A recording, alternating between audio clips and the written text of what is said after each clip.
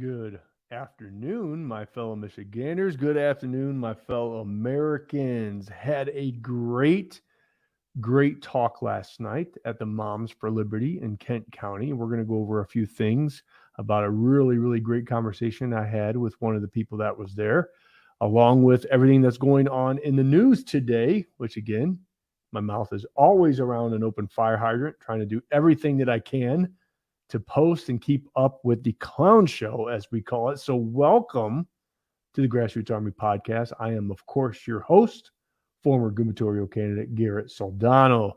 So, let's get right after it today. But before we do, look what I received yesterday from YouTube. Dun, dun, dun. A community guideline strike. So, here's what happens with these platforms, unfortunately. In the beginning, when you're growing, they kind of leave you alone. But once you get over 200,000 or so followers or subscribers, then they start to understand and realize that, hey, you know what? People are liking what this guy has to say. And when that happens, I am immediately labeled as danger. Danger. So I got a strike yesterday from a video that went viral on the YouTube platform. And folks, look, I started that YouTube channel back in November. It grew to, I think it's 225,000, 226,000. It's been growing 26,000 subscribers a month. And I got clipped for sharing, right, and posting the Sound of Freedom movie trailer. Okay. Which is everywhere on YouTube, by the way. But I appealed it and I said, well, look, this is a movie trailer. And number two, it's still up everywhere. Why am I getting a strike? And they denied my repeal. So that's just the game that we play, unfortunately, as conservatives, is they will try to deplatform you. And I've been banned off YouTube already twice. I usually find my way back on. So that is why I am creating another YouTube channel as a backup called, instead of the Grassroots Army, it's called the Grassroots Army. And I included the link, in the description of this video. So if you're on YouTube, subscribe to our other YouTube channel, because I will be in jail, on YouTube jail, for the next week. And I really don't know on how long it's going to be afloat. To be quite honest, they may take down one channel, but I will continue to post everywhere. So if you're on YouTube, make sure you're subscribed to our new channel. The link's in the descriptions, called The Grassroots Army, and you'll continue to get the information that I'm posting. And I'm also everywhere. I'm on TikTok, battling TikTok. Instagram is growing. My Garrett from Michigan and my public figure page on Facebook is growing. Everything's growing. And we're continuing to battle all of these progressive left social media companies on Twitter too, starting to get a little traction there, because I was kicked off of Twitter long ago, but I'm back on since Elon Musk took over. Since I'm going to talk about Elon Musk a little bit today on how he's evolved his belief system in political parties. But make sure you subscribe. Let's continue to get the information out. I'm also on Rumble. People are always like, you got to go to Rumble. I'm on Rumble, Grassroots Army. So wherever you're at, wherever you follow, just go there and subscribe. Subscribe everywhere if you're on all those platforms, because there is algorithms and stuff that we constantly fight. And I'm trying to do everything I can to give you the information, okay? Because I will continue to push the envelope with these things, because you guys, all of you, deserve to know what the heck is going on, okay? So which brings me to my next point, and I'm going to bring this up and we're going to talk about it. All right. This young man just got released by Denver Broncos. Wide receiver KG Hamler, with non-football illness designation. He was having cardiac problems, and we all know why he was having cardiac problems, right? So this is the comical part. It's not comical. I feel horrible for this guy. However, he got the procedure done, which gave him a side effect, and now they cut him. The same organization that made you get it is now cutting you because you have health problems. Clown world. It truly is. And I'm going to see if I can pull up video that we produced, which really just does a good job. And I have to give a shout out to AZ Business Solutions. Let's see if this works. For cardiac arrest while at a practice. He was live on air when Shaka Hislop suffered a medical emergency. Corey Kelly recovering this morning after collapsing in public, reportedly now being treated for blood clots. Jamie Foxx, now reportedly recovering at a physical rehabilitation center. Specializes in treating patients with stroke and brain injuries. The tubes running out of me, and I just don't want you to see me like that, man. She passed out at dinner after her heart began beating rapidly, saying Kelly was out for a while. She was carried to a friend's car and rushed to Cedars-Sinai Hospital, where doctors reportedly found multiple blood clots near her vital organs. Tomorrow morning, Deion Sanders set to have emergency surgery to fix blood clots in his leg. Senate Minority Leader Mitch McConnell had to be escorted away from the cameras after freezing. Good bipartisan cooperation and a string of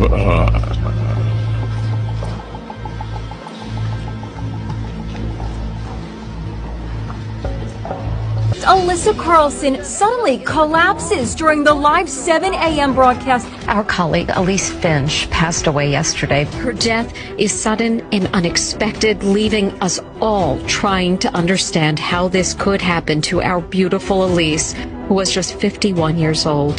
The cardiac arrest, what exactly triggered that, what caused that, that's what the doctors are going to be sort of investigating. It's still unclear what sent Jamie Foxx to the hospital. This is a significant issue, and it is a medical emergency. It's not clear if weather played a factor. This is rare. I mean, look, we're going to talk logic right now, and it's in common sense. When have you ever in the past seen this many people, young, healthy people, keeling over with cardiac arrest, blood clots, the list goes on and on? And the left and the corporate media, which is backed by Big Pharma, right? The lobbyist, they just will not admit it. They truly believe that it's the new normal. They truly do. And it's mind-boggling. But folks, look, it's brainwashing 101. So I've done a lot of studies on these types of situations, on cults and everything else, with communication technologies, with what happens when people get brainwashed and what do you have to do to get them out of brainwashing. And there was, I forget the book that I read long ago, that talked about all these cults. And the cults were like really huge, if you guys remember back in the 70s and 80s, where these religious cults would take young, vulnerable people and they would brainwash them, and these folks wouldn't leave. They wouldn't leave the cult. They just bought in hook, line, and sinker, like a David Koresh's of the world, right? They bought into this cult kind of narrative, and they brainwashed them 24/7. And the parents, and a lot of these folks were young, vulnerable people, the parents would like hire, private investigators and other people to go in and break these people out from the cult. All right. So they go in and they would kidnap them back, right? And they would find out that most of the people wanted to go back to the cult. And so there was a period in time where you basically had a chance to rehabilitate the mind, where they constantly would sit the person down and just kind of re-brainwash them and say, hey, no, that wasn't reality. That's not real. And it would take some time to get these folks back to reality. And sometimes if you didn't follow through, they would go back and they go back to their cult. It sounds very familiar to what's going on in America right now. And the cult is the corporate media and this left kind of cult. And they feel the same way about us, right? They say, we're the cult, we're the radical ones.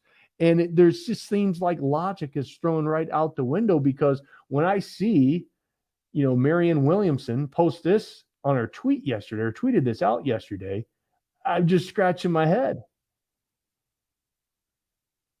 Right? COVID is still a threat, and there are many long COVID sufferers. We should reinstate, I can't even say it because I just want to puke. Reinstate mask mandates in healthcare settings, ensure free high-quality masks and PCR tests. We're going back to the PCR tests, folks. And mandate effective air filtration for all public transportation buildings and businesses, right? So when you see people going right back to old behaviors and attitudes, it's just like they're going back to the old brainwashing. It truly is. And so that's why we have to do everything that we can to get these folks to realize, like, hey, that's not true. And that's why it's so important that we continue to build these platforms to get the truth out. Because if not, we're going to allow them to get educated and brainwashed. Or I say educated in quotes, and brainwashed by the corporate media with their narrative. And I'm going to break down a conversation with I had someone last night at the Moms for Liberty event. But here's the good news through all this is I saw this graph posted the other day, and it looks like the trend is changing. 12th grade boys, the percent identifying as liberal or conservative. And as you can see, the majority of them are starting to identify as conservative, right? Or a lot more, because it's only like 25%, and the other one's way down at 5 to 10%. Most of these kids probably don't care at this time. But the ones who answered the survey, you can see we have not been this high since the 1970s, right? The late 70s. And so you can see that the trend is changing, which is a good thing, even with everything that's going on with the public schools. And I just feel that most of these kids are just fed up with what happened during the pandemic. They're starting to get on social media, and people like me are constantly fighting back the narrative, and we're just bringing common sense and logic. And these kids are not buying into what the progressive left is shoving down their throat 24/7. It's truly not. And even Elon Musk tweeted this way back in 2022 in April. And this is a great, great graphic on what's truly happening in America, because a lot of folks back in 2008, they kind of lean a little bit left, especially with Obama taking the helm, right? The helm of the ship. And then as the years went on, things started happening and people started to get awakened. And then in 2021, you can see that Elon Musk, this is him right there in the middle, he's saying that he goes far to the right of center now. And that's where the majority of America is. The majority of America is in the middle. It truly is. They're not far right or far left. They're in the middle. But I really, truly believe what has happened in our country, especially, is the progressive left, the radical left, has died on some, or willing to die on some hills with some major, major issues, trying to take parental rights away, trying to force feed the alphabet mafia down these kids' throats at schools.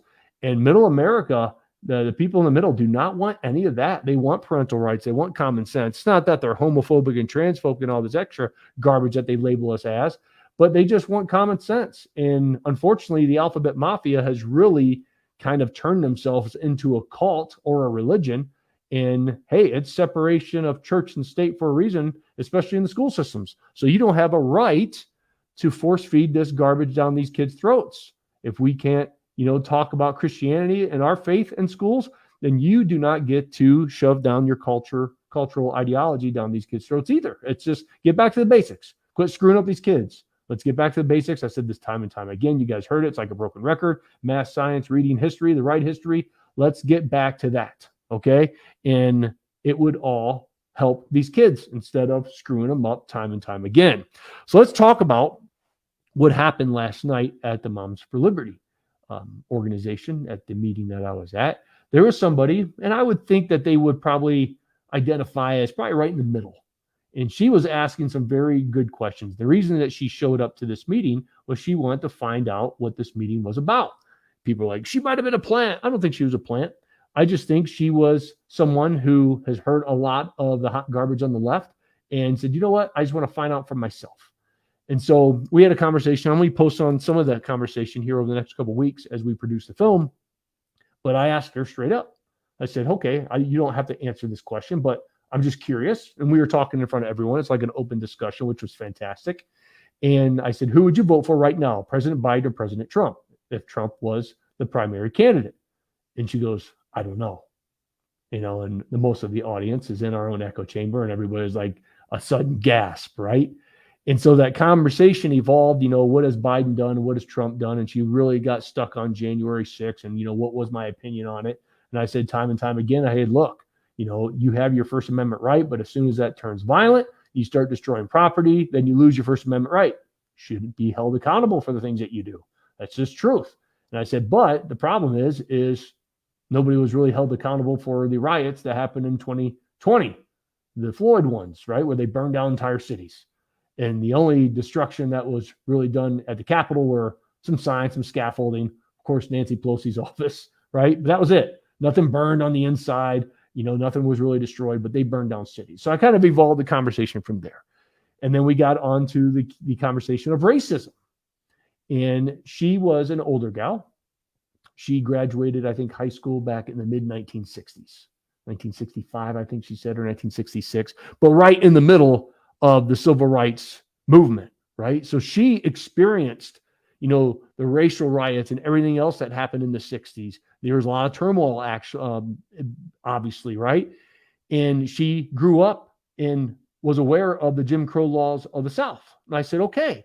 So you grew up in the 60s. Like, holy cow, I didn't. I graduated in 1996, and I told her I'm a whole hell of a lot younger than you. Made a joke, right?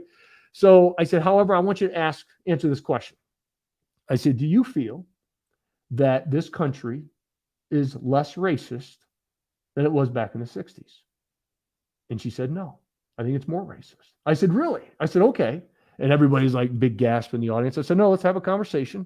Let's let her talk, because this is how we have conversation, folks. You don't attack people for different beliefs. Okay. You have to understand they're brainwashed, because if they're watching CNN every single day and all they're doing is following certain types of people with those kind of radical beliefs, then that's all the information that they're getting. And that turns into be their truth.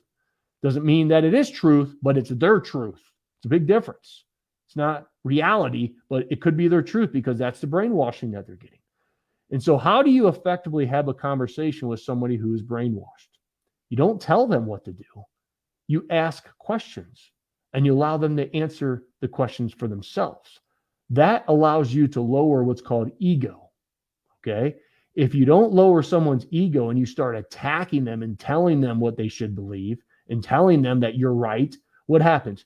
Ego rises up, and you can't input any information or new information to that mind. And so you have to keep people's egos in check. We've all been there, because once egos rise up, it's over. The conversation over. I don't care if you have the cure for cancer, they're not going to listen, right? So you have to lower ego. And the best way to lower ego, and this is for all you to learn when you're having conversation, because you all have to do this, is ask questions. So let's get back to the race. She said she thought we were more racist. I said, wow. I said, okay. So you remember back in the 60s where the Jim Crow laws were, dominating most of the South, where, black folks could not go and drink in a white person's drinking fountain, couldn't go into a white person's bathroom, restaurant, sitting in the back of the bus. I said, you've experienced all this. And you could see, like, she was like, yeah, I did. And I said, okay, so let me ask you again. You experienced all that back in the 60s. Do you really feel that America's more racist now than what it was? And then you could see the struggle, right? She's trying to get through the brainwashing that CNN and the corporate media has been telling her how racist we are, right? And then she's starting to actually think. See, this is a good thing. When people start to question and think, this is where good conversation can happen and new information can come in. And she's like, well, I don't know. Okay, we got her to neutral. She didn't no longer took a stand on her belief. We're at neutral in her mind now, which is a great place to be. And this is where you can start to input information to question that old limiting belief.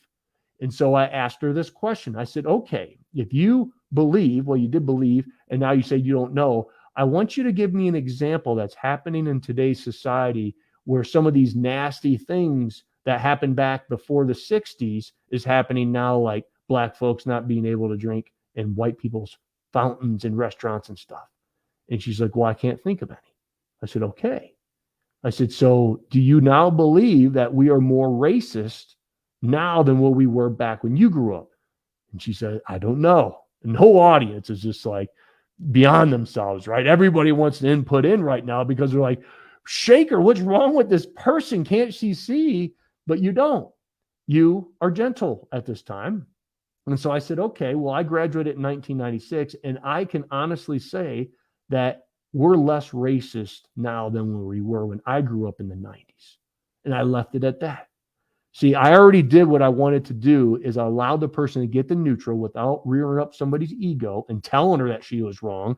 I allowed her to come at least to a neutral position in her mind. Now, unfortunately, in this situation, she probably left and she was thinking, but what happens is if you don't step away from what's been brainwashing you, you're going to go right back to the old limiting belief.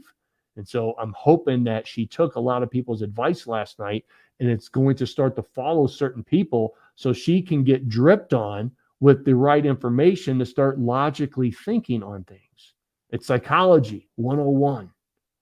And we have to understand and realize and know that we have to quit attacking people. All right. We have to quit attacking each other. You have to understand, with my run for governor, I took more arrows from our own side than I did the left. And that's what you hear all the time, is this person's a rhino and dark money and the Bushes are supporting them and all this other stuff. Hey, look, we got to get away from this like polarizing situation that we have put ourselves in. Conservatives, we are our own problem. We do not support one another. We just constantly attack and bring each other down. And they don't do any of that hot garbage on the left. And that's why they're very organized. And so we have to continue to push this thing forward, have conversation, and have difficult conversation. And there's a lot of issues out there that's really not black and white. It's very gray. And we have to work through those things. But that's what we have to do as a very diverse nation right now, is have those conversations. We have to quit attacking one another.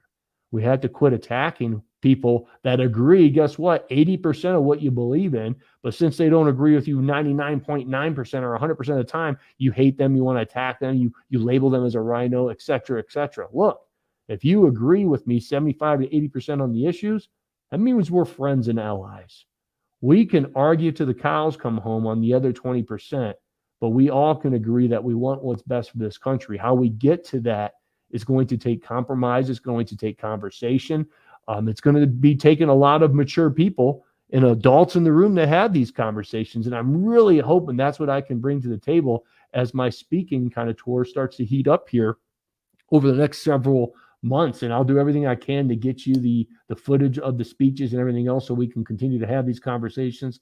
But I just wanted to bring that all to your awareness, because I think it's very, very important to understand and realize and know, because people are so polarizing right now, and they just want to, lash out. A lot of people are very angry, and we're not going to get anywhere. We're going to continue to tear ourselves up if we don't have good, effective conversation.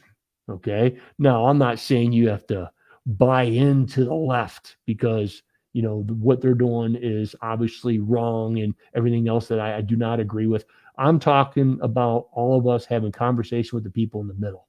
The people like this young lady who are just struggling, trying to search for truth, but just doesn't know where. So she was very brave to come to an unknown meeting, didn't know anyone, sat there and listened. And she wrote down some questions. She asked some questions, and they were great questions. They really were.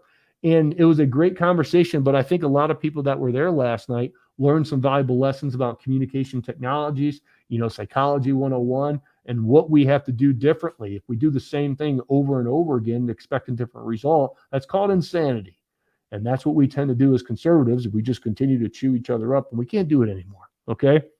So we have to have these conversations. We have to push it forward together. That's how we do it. Okay. So make sure, if you're on communist YouTube, to make sure you subscribe to the new YouTube channel, The Grassroots Army. The old one's still up. I'm just in jail right now for a week. But when they start clipping me for minor infractions by posting a movie trailer, I know my time is probably going to be a little limited here in the future, because you know me, I'm not going to let up. I'm going to continue to push it. And if they do kick me off, I'll just grow another one and I'll be back. That's what I do. I've been banned on all these platforms. You guys who've been with me ever since the beginning, I've been kicked off and banned. I think this was my 8th time. It just continues to go up, but I always come back and I grow the platform, because I believe in what we're fighting for, and I will not quit. I just won't. It gets very personal to me when they censor me for that garbage. I just don't like it. I really don't. So go to the new channel. Even if you're on the old channel, once I get out of jail, I'll be posting on both, and you'll be able to get all the information, because I have some great content coming out. My goodness gracious, we just hired AZ Business Solutions to start producing some content to give a different flavor of some things.